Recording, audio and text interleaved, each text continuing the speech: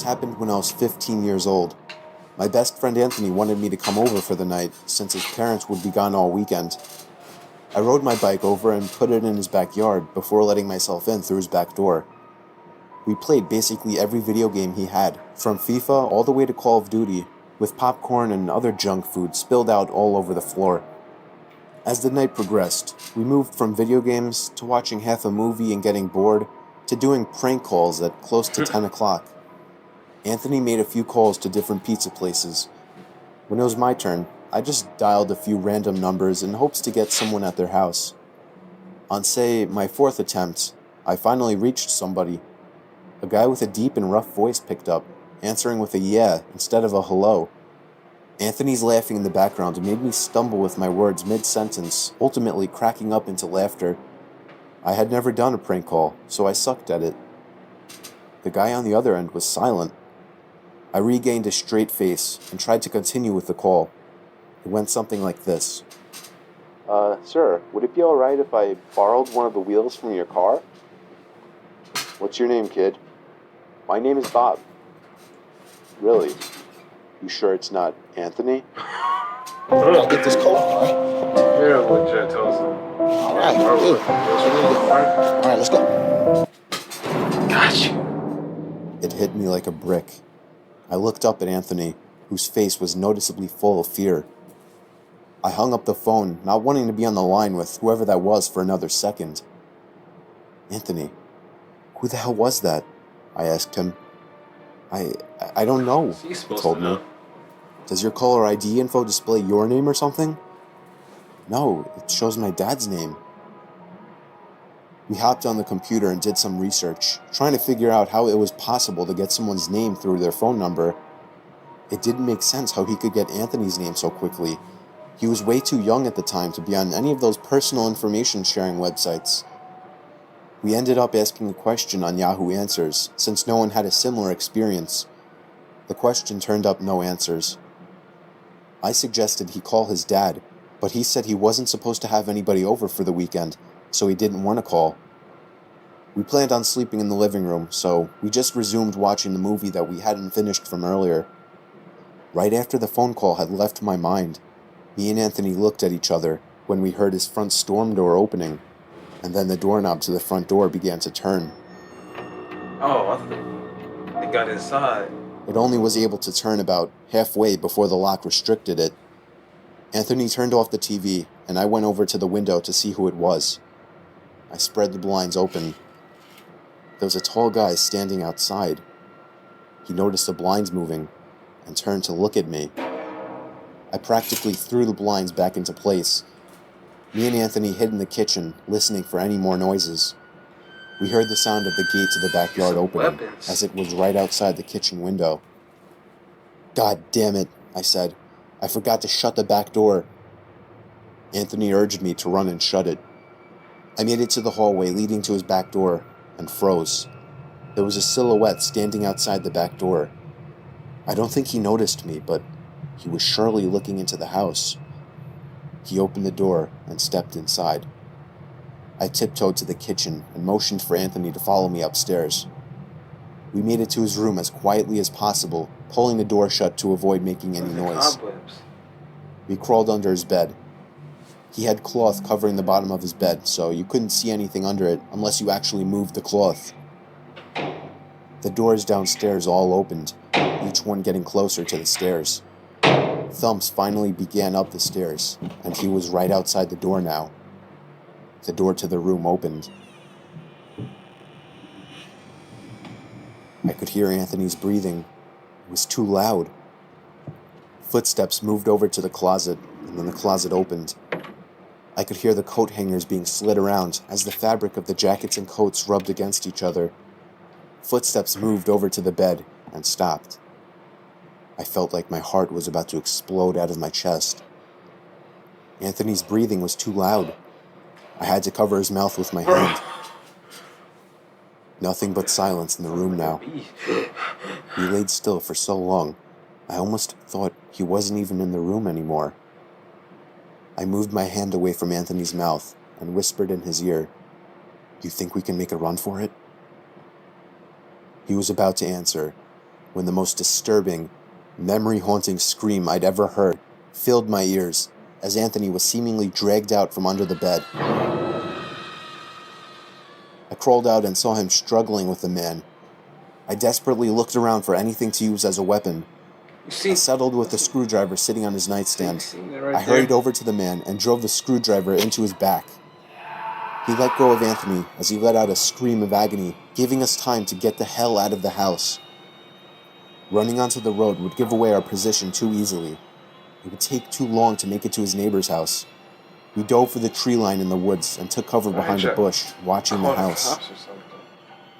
The back door opened as the man stepped outside, looking around the backyard.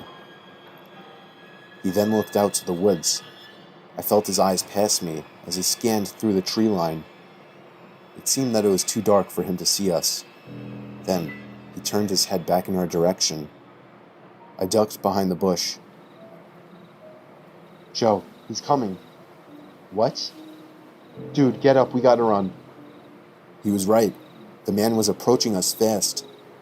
How could he have seen us? We ran through the woods with the leaves crunching under us, giving away our position. When Anthony tripped over something, I crouched down with him, hoping we had run far enough. Not even 20 seconds later, oncoming footsteps from the direction we were running from came fast. They slowed down only 2 trees away from us as we lay face down in the leaves. Face down? Moments later, the footsteps take off in another direction. We waited until we could no longer hear them and took off back in the direction of the house. While running, over the sound of leaves crushing and my heavy breathing, I could swear I heard leaves crushing from behind us. We made it back to his backyard, into his house, and this time remembering to shut the back door. We were now able to call the police. Anthony stayed on the line with them, while I patrolled the back windows, making sure nobody was out there. It was so dark, though, I couldn't see anything. So I did something that seems stupid today. I turned on his backyard lights, and immediately in the distance, over by the woods, I saw him, standing in front of a big tree. He turned off back into the woods and disappeared out of sight. That was the last time me or Anthony ever saw him. I would be lying if I told you we heard the occasional knocks at our windows or something cliche. No, that was it. 5 years have passed and nothing has happened. Do I wonder if it was somehow linked to the prank call? Maybe. Does it make sense? Not really. But yeah, this was the story of how me and my still best friend Anthony almost died during a break-in.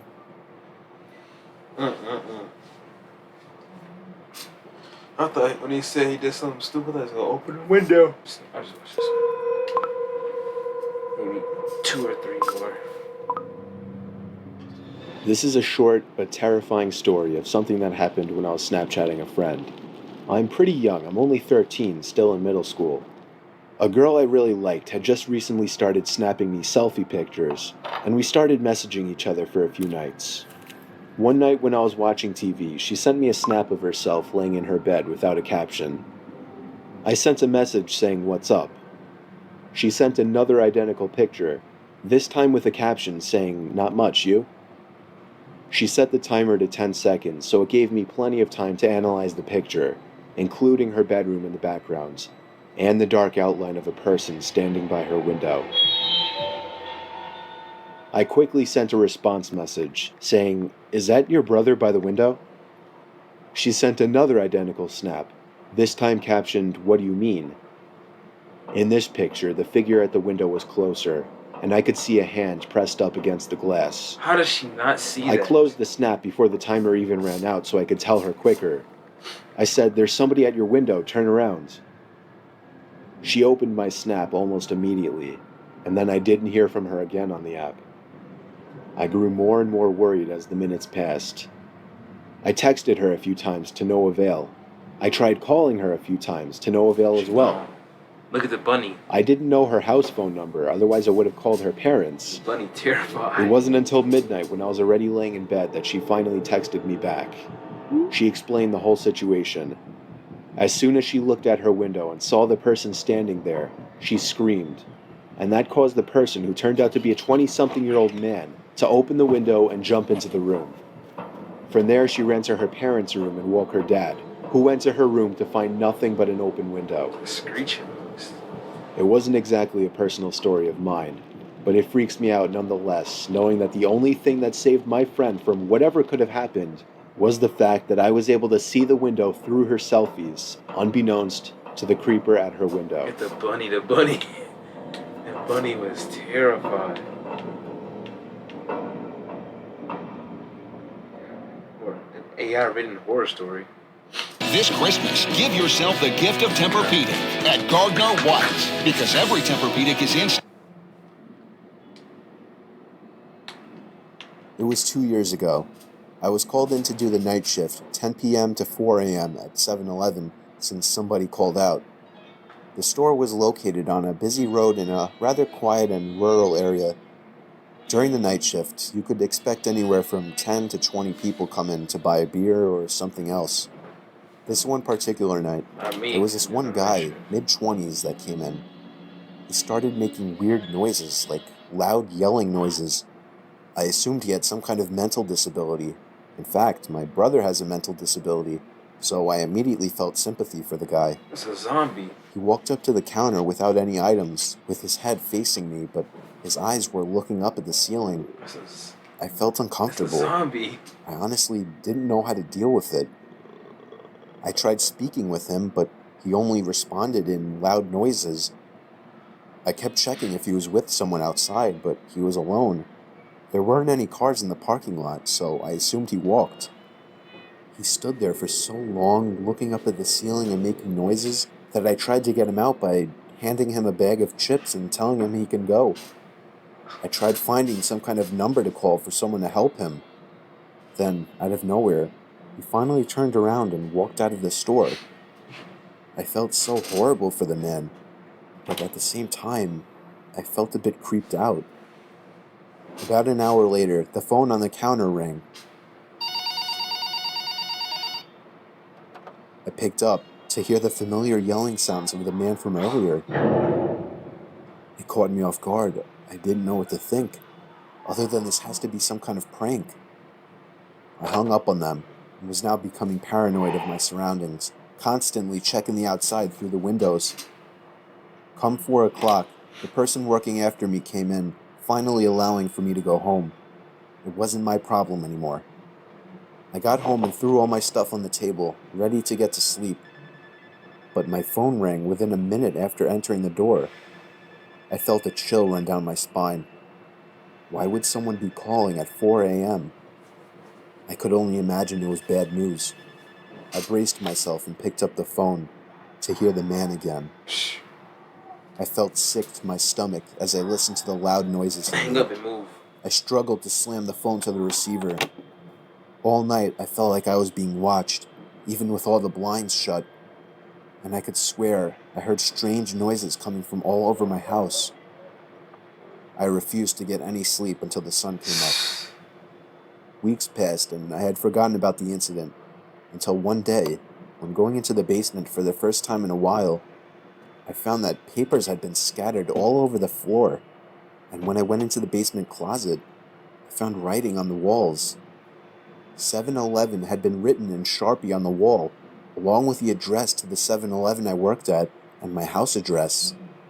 The most disturbing part, I also found various kitchen knives, along with a large pocket knife sitting in the closet.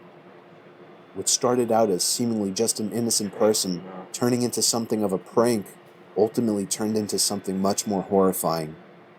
He had been living down there for God knows how long, and I'm just grateful that, for whatever reason, he changed his mind and left, because I haven't seen or heard from him since. All I can say is that man is dangerously ill. Heck no, bro. That junk is creepy.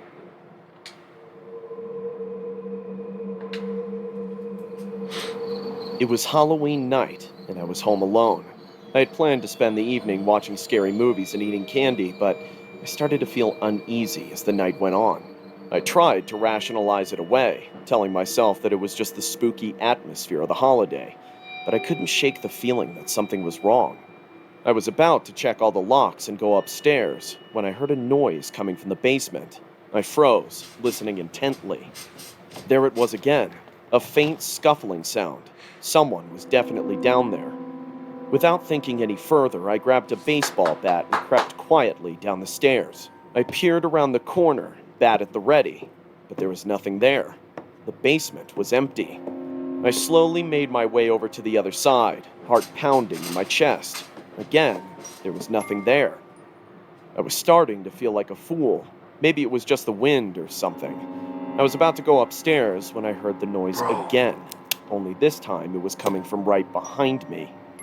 I turned around slowly, bat held out in front of me, but there was still nothing there. I was starting to freak out. I turned to go back upstairs, and that's when I saw it. There was a figure standing in the doorway at the top of the stairs, watching me. I couldn't see its face, but I could tell it was wearing a mask. And then, it spoke.